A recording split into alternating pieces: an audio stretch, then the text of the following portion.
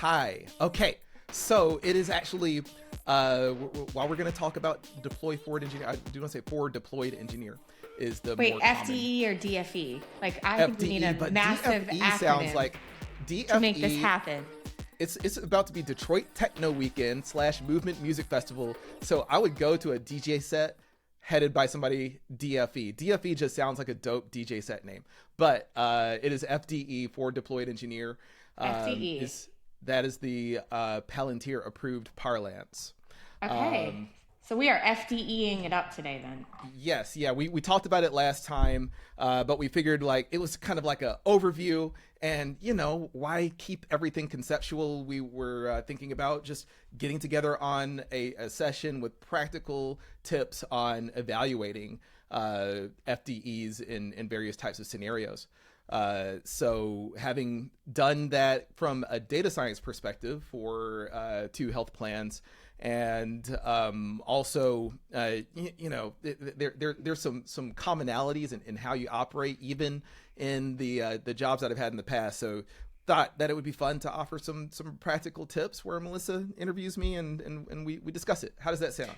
Yeah, I love that. It's so funny, Chris, because I got to have a fun conversation about FDEs with one of my founders this week who is actually thinking about, potentially FDEing their startup. And so that really got me thinking, could we bring some more value to our friends out there creating things in the world by just sharing a little bit more? And so my first question for you, can we jump in, or do you want to say any more few words? No, I hope people understand the context, right? Like you've seen the buzz. Again, Google Trends popping off. Everybody's searching for it. 800% increase in job listings of these type since October 2025, even though the designation has existed since 2011. So why now? Let's go. Okay, so my first question is actually just a way to warm everybody back up, right? So, Chris, can you, in less than 10 words, tell us what an FDE is? No. Okay, well, tell us in 30 I'm kidding. words. Let's go. Yeah, I'm messing, but we're going to keep it tight. Yeah. Yeah. Well, I just think it should be like so easy, especially for founders that aren't technical, right? That are, plodding their way into the future. I tried to say Googling this week, and someone told me that no one Googles anymore, Melissa. So I'm not going to say that anymore. But imagine you're plodding your way into the future. How should we think about forward deployed engineers? Like, what is it? Let's just go past and present. So, like typically engineers reporting into like this engineering IT infrastructure, rigid hierarchy and everything like that. For FDE breaks that to where you're looking at business operations teams, strategy teams, and things like that, and you're bringing in deep technical expertise, commonly, hopefully with domain knowledge about the type of business that you're operating. So it's bringing that engineering expertise onto an operational side. And there are models where where they're tied to some software company, and there are models where they are not. But ultimately, it's kind of breaking past that IT and engineering hierarchy wall and bringing these people to work directly within your operational type team. And so what do you think that looks like for a startup? So is it just like you change your meeting cadence? Is it more you just create connection points between the two operating teams? I mean, explain, does it work better in a large company than, let's say, the startup only has 5 people? How do you FDE? So there are startups that are very FDE focused. Like there are startups that are just specifically focused on, hey, we've got these really talented people. We think that they fit this FDE mold, and that's just what we do. It's like we can call it consulting, but I like to keep it distinct from the consulting and solutions engineering umbrella, just because it's someone who's on the team deploying, like working directly with the team and deploying software. So some considerations that you'd want to make are: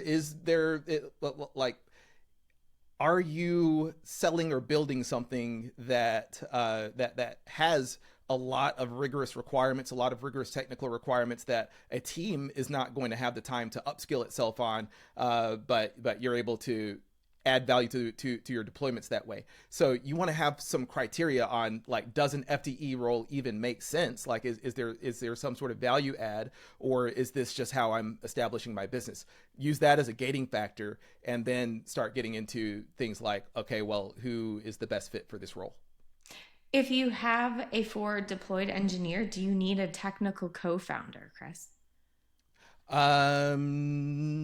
Depends. Because what if your technical co-founder is operating as that person who's rolling up the sleeves directly on that team?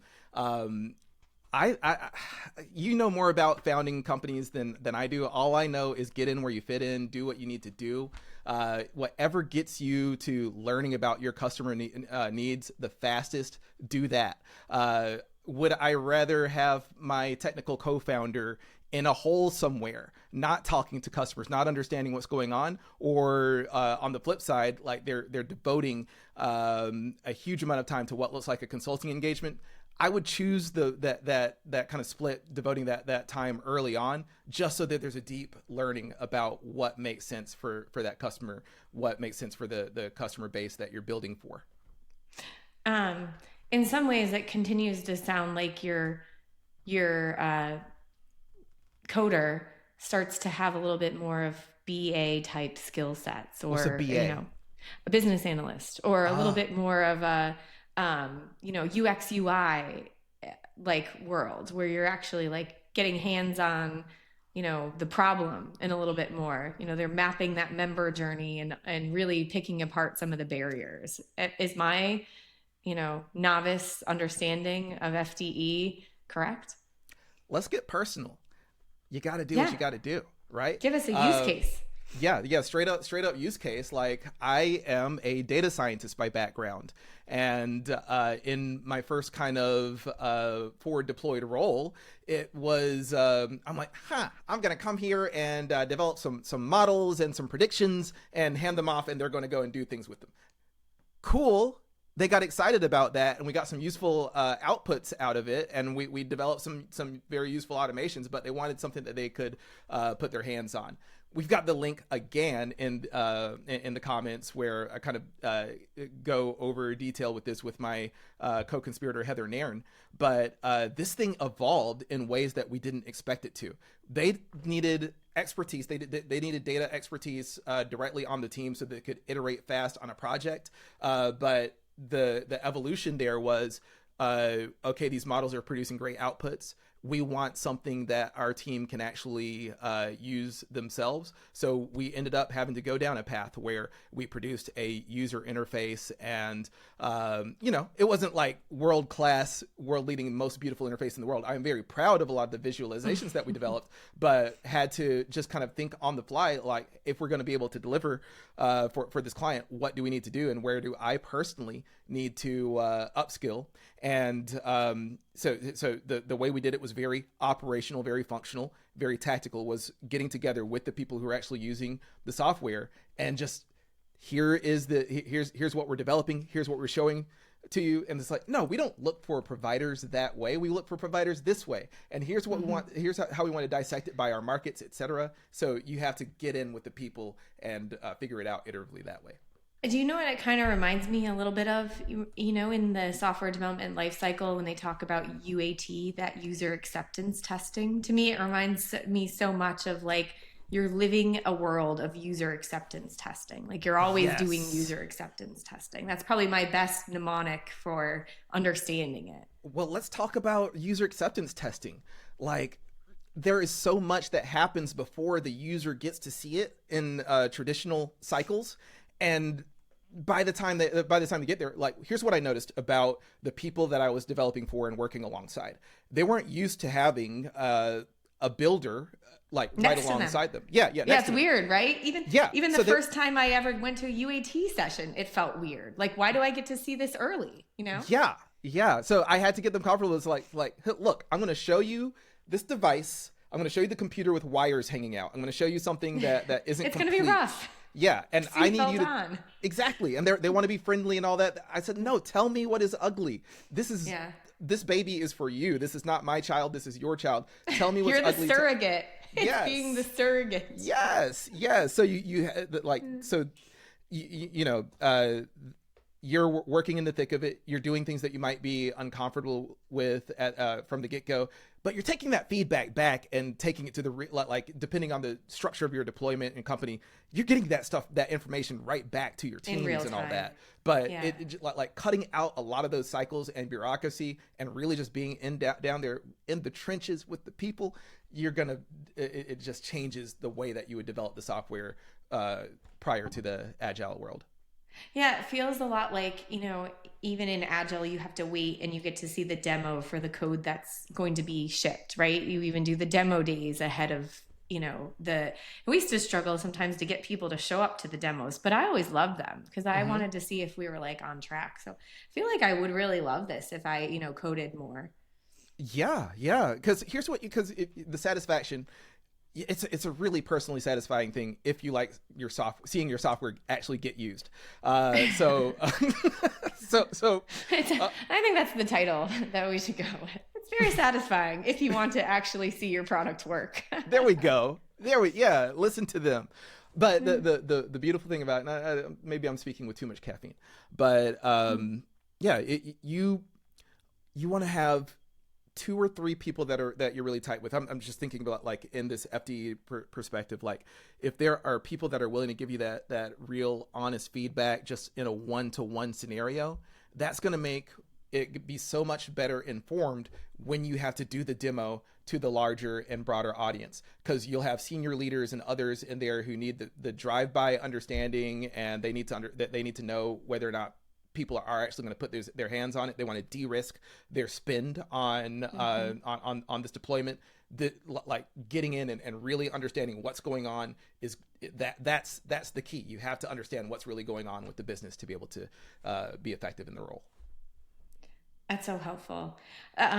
So when someone like a founder is hiring for a forward deployed engineer, Chris, are there any like interview questions or tips you might propose they ask to make sure that they are hiring the right person for their role? And I would imagine maybe now with the buzz, so many people are putting themselves out there as FDEs, but how do you know if someone really is? You want to get into stories about motivations and things like that. And I'm not someone who's hired a bunch of FDEs, but I'll speak from experience on where things could have failed, and honestly, failures that I've seen. Okay. Do you want to see your software actually be used? That is actually a very real distinction between certain types of engineers. Some people are more focused on like, give me a problem and I want the satisfaction of knowing that I solved that problem, to that technical problem to completion. Others are more focused on it makes me feel really good to know that there was an impact and outcomes. So the question that I would argue that the FDE role, it needs to focus more on the impact and outcomes, because if someone is motivated by that, then you get like this kind of trickle down effect. Well, if I want to get to those outcomes, there are some behaviors that I need to do that are beneficial for an FDE role. I need to be willing to talk to other people and learn what the business is really about and learn what's really going on. I need to. Wait, let me pause you there. So does this argue that maybe you're looking for more of an extroverted engineer, someone that has strong comms skills and maybe even a little bit of that business analysis skill set? Well, in my versus notes, maybe a more quieter? my notes are blurry, but let me just read from the page. Soft skills are hard skills. It is not easy to. Yeah, right. Well, like that fits your question, right? It does. No, you answered it beautifully. Yeah. They are the more challenging. Like, I can credit my mother for a lot of the soft skills that I have and the types of questions that I do and don't ask, and maybe credit a little bit the South. But yeah, you need someone.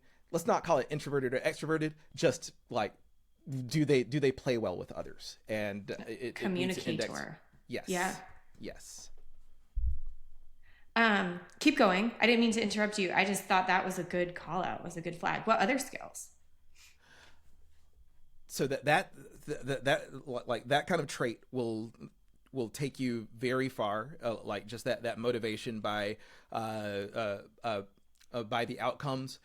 You also need someone who is not afraid of darkness. Even in I'll tell people that this in the beginning it feels like a video game with no tutorial. You'll get dropped in. Like a lot of the reason why somebody might be bringing you in as an FDE is because they don't have a huge amount of extra resources to be able to train and upskill, and plus you're reporting to a team that doesn't have necessarily that technical expertise anyway.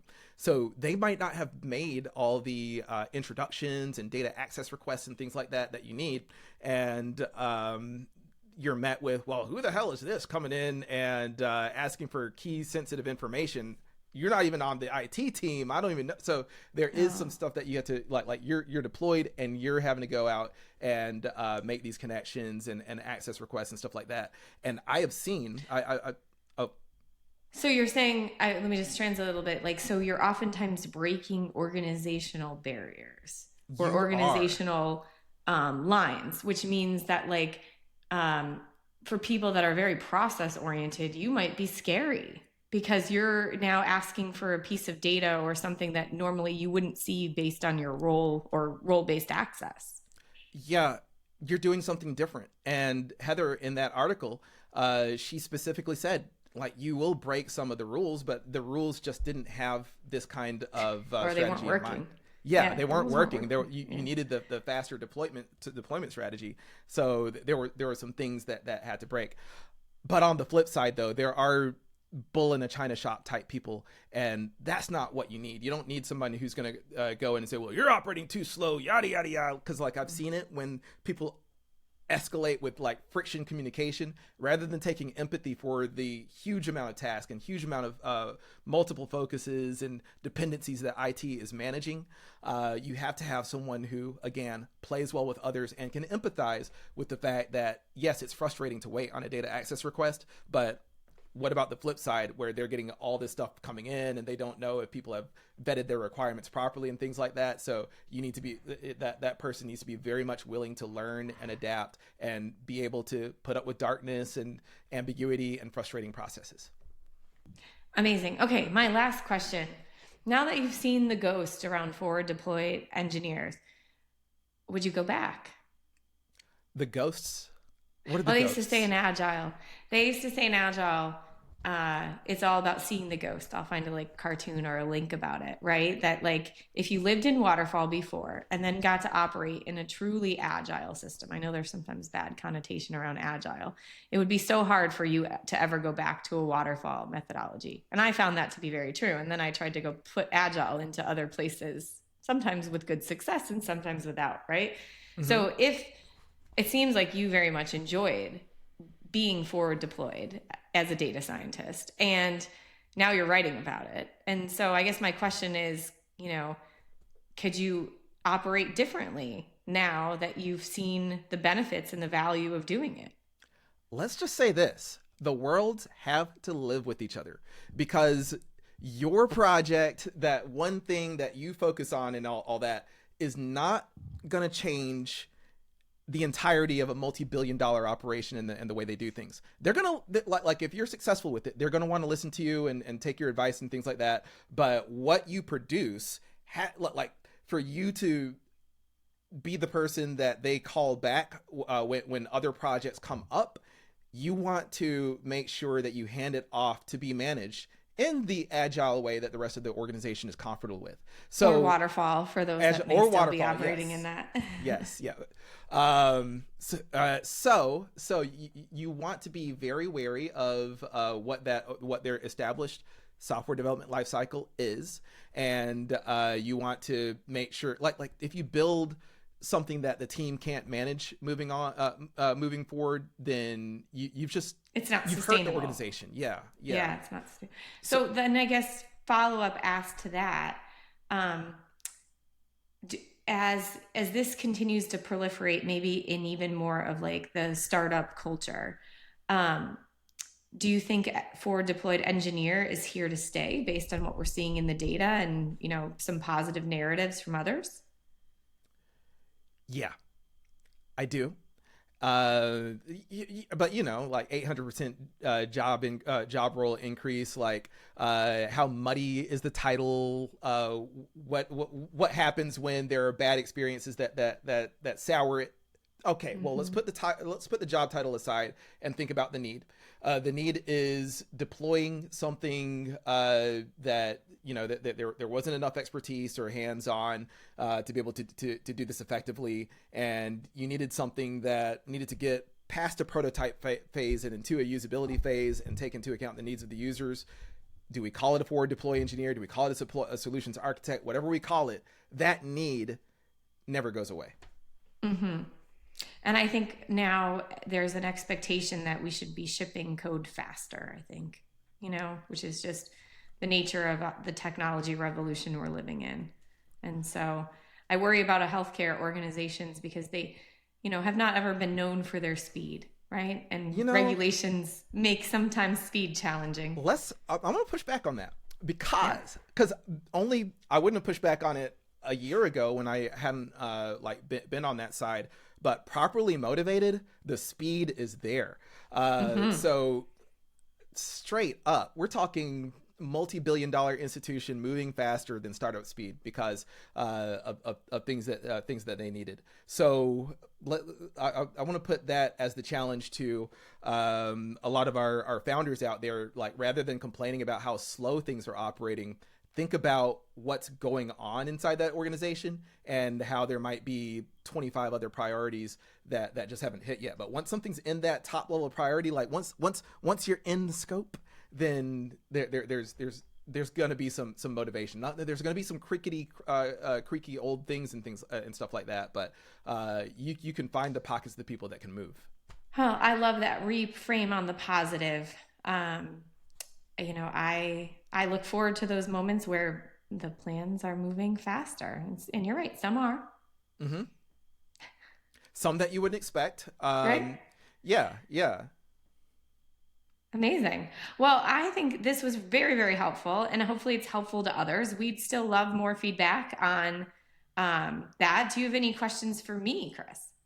Yeah, yeah. So let's flip it around. Like, because we're talking about me, boots on the ground, and everything like that.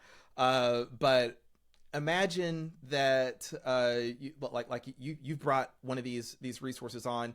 What are some things that you'd want to focus on to make sure that they're successful?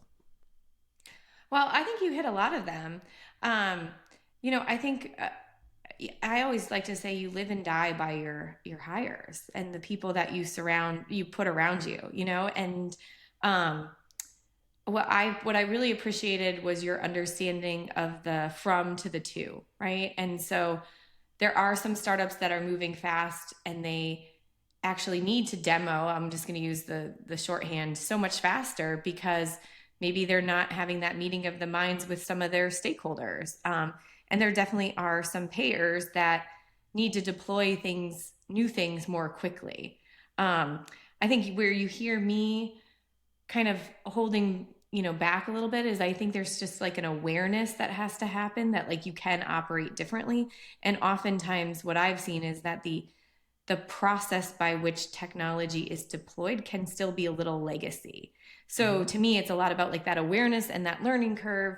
And like, how do you help educate people as they go through that learning curve, so that everyone has that same goal alignment? Because I don't know that they always do. You're usually like focused on whatever your area's priority is, and technology is a means, but not necessarily like a shared objective. Yeah, very much so that, and I think that the shared objective concept is what I would say is that key takeaway is like, if you're a startup looking to hire somebody for that role, um, think about, and I've actually spoken with someone who was evaluating an FDE role, and he was afraid that, or they, now I've given some information about who they might be, Yeah. but they were afraid that they would be deployed into scenarios that didn't align with their ethics and vision. So you want, like when you're interviewing, like outside of the engineering expertise, data science expertise that this person may have, and outside of the soft skills that they need to be successful as well is, do they have that shared vision with that mission? Like, are they going to be motivated and share the To solve objectives that your clients business have? problem. Yeah. Yeah, to solve that business problem. Yeah, and maybe I guess in the past, I'm just saying like technologists can solve lots of problems, right? So that alignment to say this is the one problem I want to spend a lot of my time doing, when you have that freedom to be able to decide, that is interesting to make sure they're bought in on, this is a big problem and I want to solve it. Um, Yes. but I think a lot of times, like in the ceremony that is founding, it becomes time where it's like, okay, my investors now want me to have a technology co-founder or a technical co-founder, right? I'm at that stage or phase that needs that. And so to me, it's like, do you really need that? Or, could you come back to your investors and say, oh no, I've got this wonderful FDE. And so I don't know that I need the technical co-founder at the moment. Here's what we're able to produce and here's our outcomes. So that's just like kind of some of the things that keep me up, thinking about, how do I help? Do I need to find more FDEs for my companies that are out there? The answer might be maybe. Help me understand. So early in the game, you're 2 or 3 people strong. Or one, or a single threaded. One person strong. Yeah, solo.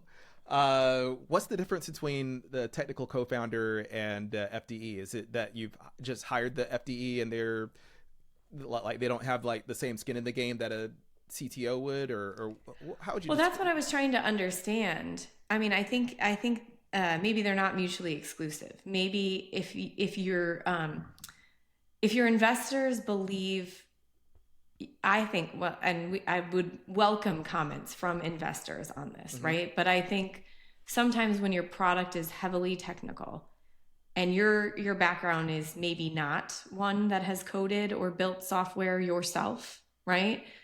There's oftentimes investors want you to de-risk your company by hiring someone with the deep technical skills to help you, right? It's just a de-risking game. There's also a huge cost of a technical co-founder because you have to give up that equity. Sometimes put them into founders' equity, right? And so for a founder, that's a big decision. And so just as we look at efficiencies, yes, I want to, help everyone get wealthy. That's an aim for myself, but I also want to help people protect their wealth. And so I also just wonder if a FDE is now a really strong FDE is now another skill set or a lever that a founder can pull to help them protect their own equity. Well, I would think about it like this: like these hands right here, they're gonna be coding. They're gonna be typing a lot. Like that's just, maybe it's an affliction of mine and an addiction.